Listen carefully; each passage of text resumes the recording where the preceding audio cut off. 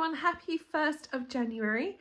Did you all get your sets that you're after for? Because it's obviously Lego release day hugely, and I hope that you all got what you wanted. I didn't, because I decided not to purchase anything this time. Last year I did the whole thing of going up to Lego store, going up there and just like purchasing a bunch of stuff, because not only were the GWPs really good, but it was just really nice like environment time and a lot of really cool sets. And there's lots of sets that have come out that I'm really excited about, but for me personally, I was just sitting here going, I could really do with like a nice GWP, and that GWP unfortunately is not in my style of Lego collecting, and I am very limited with the space that I have. So I decided I'm not going to purchase this year anything that the GWP doesn't stand for, or something that I don't basically want. And that coincides with my 5 rules for the year for Lego, along with my 5 goals for Lego. So let's talk about it. So number 1, with the rules, again, I've just spoken about it, but I'm not going to be purchasing stuff just for the GWP. The GWP has to work with what I'm purchasing, otherwise I'm just going to hold off on my purchases this year, slash, you know, acquiring sets, because I don't particularly want, like, I can think of like the Valentine's Day dog last year. It wasn't for me. I even gave that away last year. And there's things like that that I just really am gutted about. And I did miss out on a bunch of really nice GWPs last year, because I had used all of the stuff that I acquire Lego with like early in the year, and I was so gutted because I missed out on the bookstore, I missed out on the record player, Luke Skywalker's lightsaber. Like, I am gutted about that, and it's those 3 sets in particular I'm gonna have to hunt for now to get, and that's really upsetting for me. But that's why it's my number 1 rule this year, is to not acquire sets that have a GWP that I don't really want. So like when I looked online this morning, I was like, it's not worth it. Number 2, my number 2 rule is to only acquire sets that fit within the theme of the month. So as stupid as it sounds, the only one that doesn't count to that is Lego Star Wars, because Lego Star Wars will be going throughout the entire year and obviously throughout the entirety of May. But for me personally, I don't want to be acquiring Lego that doesn't fit within the month. So like Halloween for October, for example, springtime flowers for spring, Christmas for Christmas.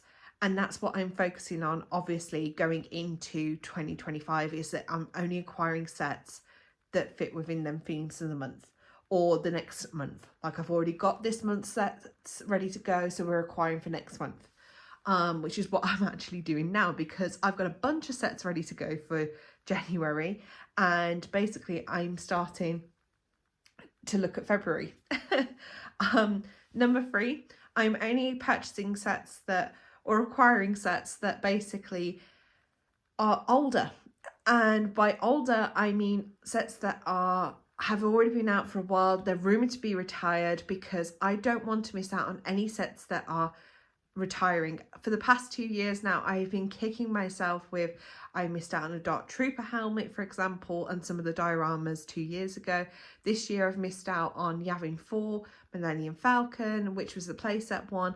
I've missed out on a bunch of other stuff that I desperately wanted, like the A-frame cabin, the treehouse, and it's just very gutting to me. So I have my list of things that I want to prioritise this year and things that can wait. And I'm excited to do it. I'm excited to get it. I'm not saying that I'm not going to get any of the new stuff that as it comes in that's new, but I am prioritising the things that are older and the things that are rumoured to be retired, so, or retiring, so that I don't miss out on anything this year. With that being said, my 4th rule is to wait for the sales for the bigger ticket prices. So we're talking like the huge Millennium Falcon, for example. I'm waiting for a sale.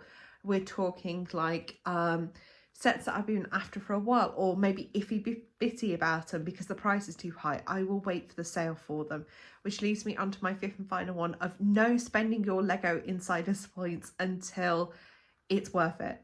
So for me, I'm going to wait until I can afford, with all of my points, the sets, or have a huge discount off the sets, which sounds ridiculous, but it is a massive thing for me.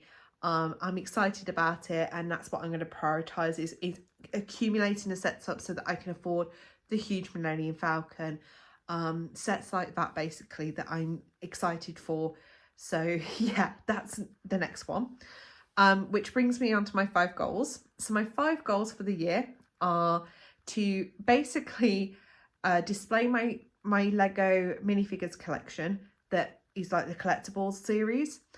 So far I've had a bunch of them, and I've acquired like 2 versions of each character in them, which is fine, but then I have one that goes into Lego City, which is its own over goal, but I have another one that I want to display, and right now I need to find a way of displaying them because they're just cluttering up everything. My second goal is to continue to do my monthly Lego displays because I love them. I love doing them. I know you guys like them as well, so I'm excited to do that again starting this year. And then my third goal is to rebuild my Lego Star Wars Spaceport, because currently all of my Lego ships that are on the ceiling at the flat are currently sat around my mantelpiece. So I want to display them back on the ceiling where they belong. I'm just waiting for hooks and fishing wire, and that will be one of the things. In theme of rebuilding like structures, I need to rebuild my Lego City as well, and that coincides. It's rebuilding like the Lego Star Wars Spaceport and the Lego City.